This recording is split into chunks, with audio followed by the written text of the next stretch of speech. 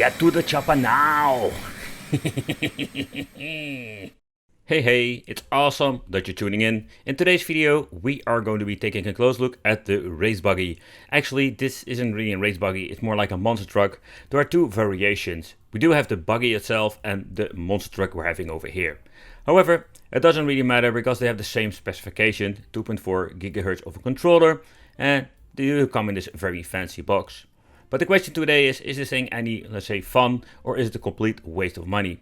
So on the Access store, but also in AliExpress, you can find all of these, let's say, cheaper RC cars. We live in just an amazing time where we can buy a very cheap car for a couple of dollars and maybe have a lot of fun with it. But let's do a quick unboxing together and let's see how they packed it up. The display wise, these boxes are looking quite nice. When I noticed it in the Action stores, I just needed to pick it up because that's where this thing actually came from. However, what is kind of weird, they have no battery whatsoever, and I mean a lithium battery or a LiPo battery. So we're limited to alkaline batteries, and where this is okay, and of course convenient, because you don't need to do all of the hassle of charging if you do want to, you can just buy batteries and just actually play. However, it's not great for the environment, and personally I'm more a fan of LiPo batteries, 1, 2 or maybe 3S, they have more power, but this is more like a budget solution and maybe a fun car to start racing and get a little bit of the hang of it, because most of these cars are not fast at all. So packaging itself, first impression, it's quite positive. And the reason why it's positive, because this thing looks kind of good. They have these fast clips that we can remove for removing the plastic cover. Yeah, however, I don't know if there's any spare parts, so far I understand. So I don't even know where I can buy the special parts. However, the plastic is very flexible. So let's get this thing out of the box and let's see. So they're using these very nice looking, I think I was thinking it was like maybe a screw or a lock mechanism, but it's a screw mechanism in the end. Okay, we can just remove them. And also the remote has been assembled on the same way. So far I have seen there is not really a manual, it's just an overall specification sheet with some basic explanation. And it also seems to be the same importer that I've seen before with previous RC cars. For the money, I do wonder what kind of quality, when it comes to the remote. I love these remotes, they're like for me the authentic remotes, and I'm very used to these things. So we do need a couple of batteries, I think about 2 AAAs. The racing wheel, it's not a pot meter, it's more like a click micro switch underneath. So it's the same stuff that we've seen before with just press buttons, only it's a different way. So I'm very curious if this is going to be any good for playing, let's say, with the racing car itself. But let's open it up. So for the remote, we're just going to be using, let's say, an A-Force battery. But I think it's not going to be even a problem if you're having like a cheaper brand. I think the most important part is if you're going to be using the alkaline batteries, to having a good brand for not only the remote. The remote is important, but it's more important when it comes to the RC car, simply to do of the power that's going to be needing. But let's do a quick overview of the RC car. This 1/ton scale is quite impressive, particularly when you're just paying like $20 for it. The tires are having some nice patterns and will give some grip. They have the soft touch, so I think it's absolutely great. They're using the rubber wheels. There's not a lot of power. Also, this thing comes with suspension, and suspension, not like hydraulic, but something basic.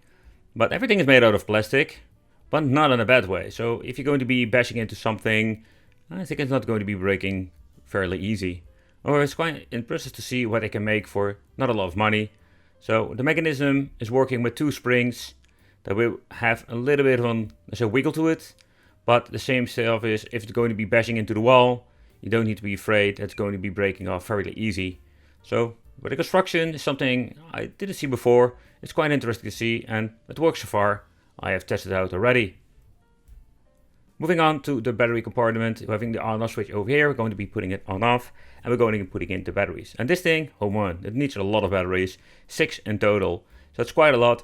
And if you're going to be using alkaline batteries, not rechargeable, it's going to be taking a lot of batteries over time. And I don't know exactly how long we can drive on these things, depending on how milliamp and how good they are. For example, the GPs are 2000 plus milliamp each, and if you're going to be buying them, let's say from a different brand, I don't know how much and how long you actually have the fun. I'm hoping a lot of hours, and the simple reason, if you're going to be using normal alkalines, you can better buy them in a pack of 50 or maybe 100, and yeah, still it will cost you a lot of money to drive around with this RC car. But let's power on the remote first. So it's going to be searching the connection, then power on the vehicle itself. And another thing I want to check out, how is the steering? It's the same steering that we've seen before. I do have the micro switches. There's a little bit of a delay in this, so the convenient part is that we can make a U-turn fairly easy, but not to the point. It's going to be impossible to drive, let's say, around the track. So that's absolutely great. So I'm quite surprised with that. It also has like a lot of power when it comes to this, but let's test it out. So first of all, we're going to be testing it on some normal ground, and you can just see this thing accelerates quite okay. So it's not going to be like super fancy, because within 1S LiPo or like multiple cells, you have so much more power and a better motor. But for the money you're paying for it, is absolutely bad at all. However, you're going to be getting into the grass. So I think that was one of the things I bought this thing for, to check it out. It would be cool to go to the forest and just drive around there. However, you can see that it does struggle a lot.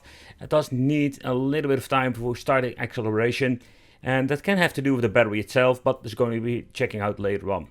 So from the, let's say, the normal ground or gravel going into the grass, if you have some momentum, it's going to be okay. And it's going to be a lot of fun, but this is not like this crazy rally racing or some kind.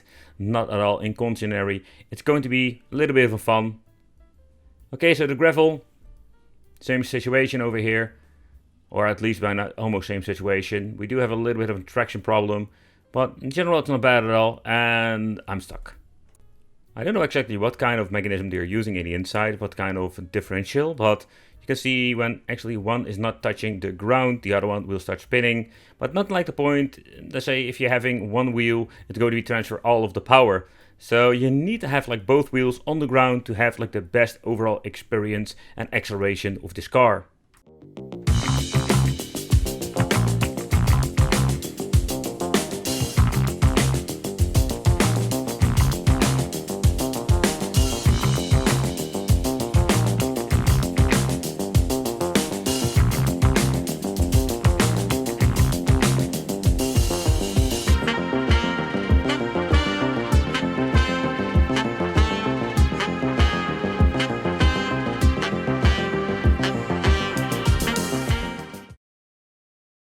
So when we're going to be switching from the GP charge, I fully charged them and then I was putting them in the car.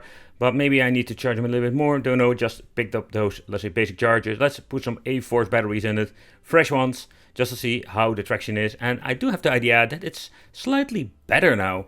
You can see on the grass, it doesn't have like a little bit more time needed. It automatically accelerates. It's not like still a super fast car, but the overall experience is absolutely better. So when it comes to the gravel, of course, it feels now so much better. So the batteries are super important. And of course, we're having the ground itself, but that was already no problem whatsoever.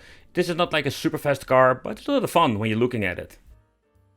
We did have some differences between the GP batteries, but I'm not going to be writing it off, saying that this is not going to be a good solution.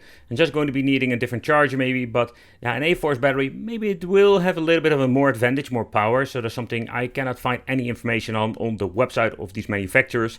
It's something I really need to make sure before I'm going to be investing more recharger batteries and one massive charger. Because I do have a lot of RC cars that work with batteries and keep buying these things. Not only for the environment, that is not good, but also for my wallet. It's not a good situation at all. If you have some problems with the front alignment, you can just do some realigning at the front over here with this tiny white knob. It does have like a lot of resistance, by the way. We can remove the cover fairly easy by pulling this piece of plastic out. They're using plastic pins. A very easy way to just remove the plastic. I love this. I'm guessing with more expensive cars we're getting the metal ones, but beside that, in the inside there's nothing much you see. We should like do a disassembly. You can see we can have like a different height if you want to change out the plastic on a different height. That is all possible with this particular model. But beside that, I love the springs on this thing, and it runs quite nice, even if you're going to be having different kind of, like say, undergrounds like grass or gravel. It's all possible. And the differential that they're actually using, it's a very ingenious part, but if you're going to be having one wheel left from the, let's say, the ground, yeah, you know, you're missing out a lot of power, and you notice that this thing doesn't drive that well, or at least acceleration. Consider subscribing, and yeah, let me know in the comments what is your favorite kind of size of car. This is an absolutely fun thing to get if you just want to start driving around. So for the overall part, I am not super excited because I was hoping for a little bit more power so we can drive through like sand and other kind of cool stuff and having a little bit more power. But for the money, I think we cannot really complain.